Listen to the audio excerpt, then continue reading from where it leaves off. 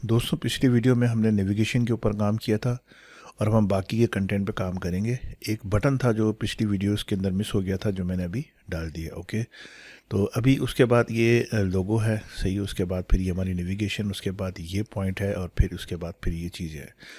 मज़ीद अगर आप देखें तो अगर मैं इसको यहाँ पर आगे इसका प्रोटोटाइप चेक करूँ, it will take some time.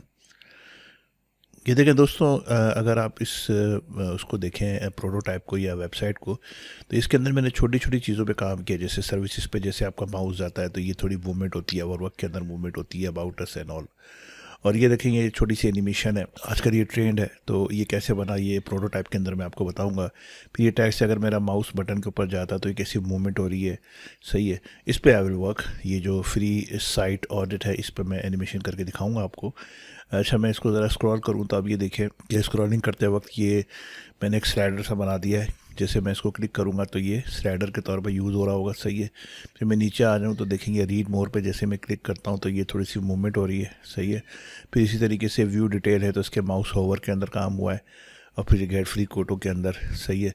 फिर ये देखेंगे ये स्लाइडर टाइप की चीज़ है, सही है। और अगर मैं इसको क्लिक करूँगा, ये देखें मैंने क्लिक किया तो ये दूसरी तरफ जा रहा है। प्लस ये कि आप देखें इसके अंदर थोड़ी सी मूवमेंट है और इसके अंदर थोड़ी सी इंटरेक्शन है, सही है। और उसके बाद अगर आप देखें तो ये जो आप पार्ट देख रहे हैं ये बेसिकली एक वीडियो है, सही है, जो आपको मैं दिखाऊंगा। ये लेट्स टॉक है, सही है। इस पर मैं थोड़ी सी एनिमेशन पे काम करूँगा, प्लस ये कि ये सारी चीज़ें हैं। तो अगर आप देखें तो टॉप पे भी देखें तो आप ये देखें कि पीछे जो आप एक शेप देख रहे हैं, इस शेप के अंदर भी एक मूवमेंट है। तो ये मैंने सारा काम किया हुआ था, इस वजह से थोड़ा सा लेट हो गया था। ये देखिए स्टार भी थोड़ा सा मूव हो रहा है, ये जहाज़ भी जो है ना वो थोड़ा सा, रॉकेट जो है ना वो, इसके अंदर भी मूवमेंट है। बट एनीवेज, जो अब मैं आपको दिखाने लगा हूँ वो दूसरी चीज़ है, ये नहीं, इसी को मैंने इन्हेंस किया है, सही है। ये फ्लो टू है, ये देखें ये कैसे इसके अंदर आया घूम के, आपने नोट किया होगा, सही है। और चूँकि साइज़ इसका मैंने थोड़ा आगे पीछे किया है विड्थ के हिसाब से, और मेरी जो डेस्कटॉप की रेजोल्यूशन है वो कुछ और विड्थ की है, तो हो सकता है आपको राइट और लेफ्ट का कंटेंट सही नज़र ना आए। लेकिन बहरहाल ये देखें आप, फ्री स्टूडियोज़ के अंदर ये थोड़ा सा कट गया है, उसकी वजह इसकी साइज़ है। Anyways, it's not a big issue. और अब मैं नीचे जाऊंगा तो ये देखें ये आहिस्ता आहिस्ता ये दूसरी चीज़ आई, ये मूवमेंट होती हुई आई, फिर ये मूवमेंट होती हुई आई, सही है। फिर मैं नीचे चले जाऊँ तो फिर आपको थोड़ी सी मूवमेंट लगेगी, सही है। फिर मैं नीचे चले जाऊँ तो ये एनिमेशन आपको नज़र आ रही है, ये एनिमेशन हो रही है, ये बंदा जो है ना वो मूव कर रहा है। हम कोई भी वीडियो भी डाल सकते हैं, सही है। और उसके बाद देखें एनिमेट होके आ रही है। तो we will be working on this kind of thing कि आपका एक पूरा प्रोटोटाइप हो, ताकि जब आप क्लाइंट को दिखाएं तो एक अच्छी प्रेजेंटेशन के तौर पे आप इसको दिखाएं। ओके दोस्तों, अब हम चलते हैं नेक्स्ट की तरफ।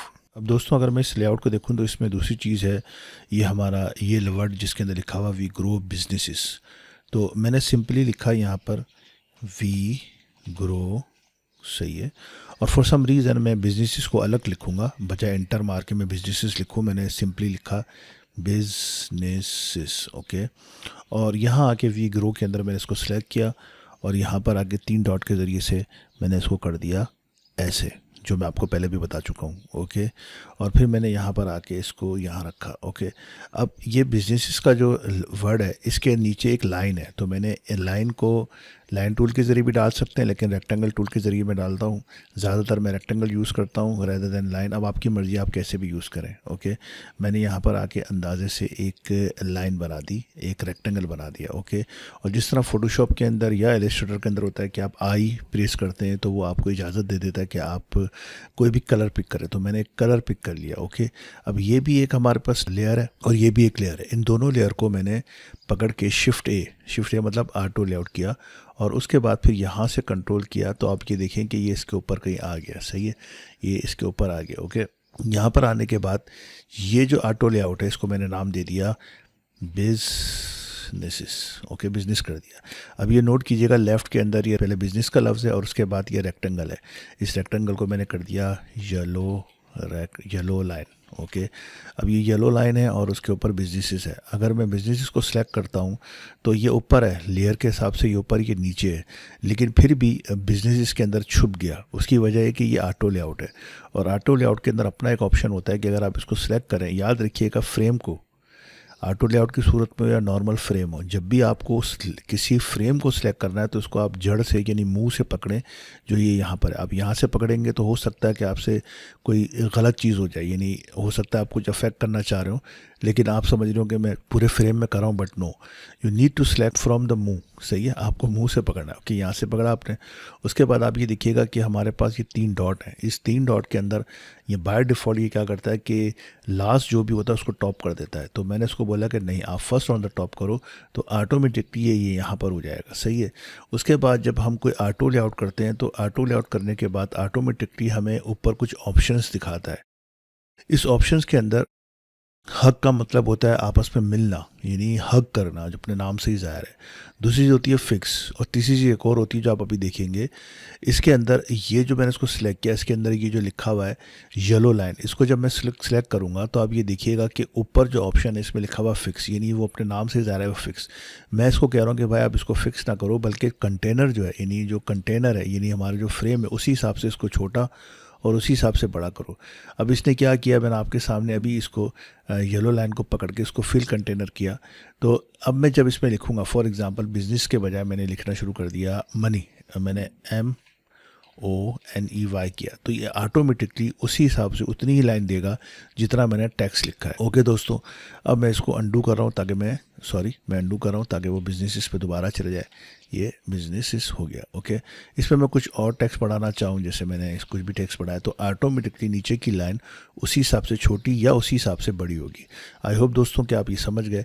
ये समझे हमारे पास ये ऑटो लेआउट है। इसको और इसको, इन दोनों को, ये ऊपर वाले लेयर को, नीचे वाले इस बंच को या लेयर कह लें, बिजनेस को, इसको दोनों को मैंने शिफ्ट A के साथ दोबारा से ऑटो लेआउट कर लेना है। तो याद रखिएगा, जब आप ऑटो लेआउट करते हैं तो फिग्मा खुद रिकग्नाइज करने की कोशिश करता है कि इसको मैं कैसे ऑटो लेआउट करूँ, सेंटर में करूँ, लेफ़्ट करूँ। अब अगर चूँकि ये थोड़ा सा अपनी बाउंड्री से हिल गया था तो इसने इसको सेंटर अलाइन कर दिया, विच इज़ एब्सोल्युटली ओके। मैंने दोबारा से इसको पकड़ा, शिफ्ट A प्रेस किया, ये मैंने यहाँ से पकड़ा, अभी ये शायद सेंटर ही करेगा, विच इज़ ओके।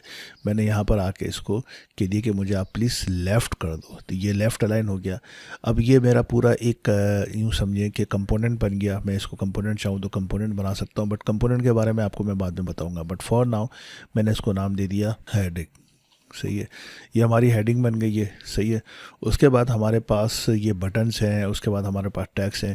बट मैं ये चाहूँगा कि आप इस छोटी सी वीडियो को सामने रखते हुए, छोटी सी तो नहीं, थोड़ी बड़ी हो गई, आप इस पर थोड़ी प्रैक्टिस करें। सही है। Once you will finish the practice then you will be able to go to the next level. Okay, आपको स्टाइल मैंने आपको बता दिया टैक्स के सूरत में। फिर मैंने आपको इसी टैक्स के अंदर मैंने आपको ये भी बताया कि हम किस तरह इसको ऑटो लेआउट से सेट करें।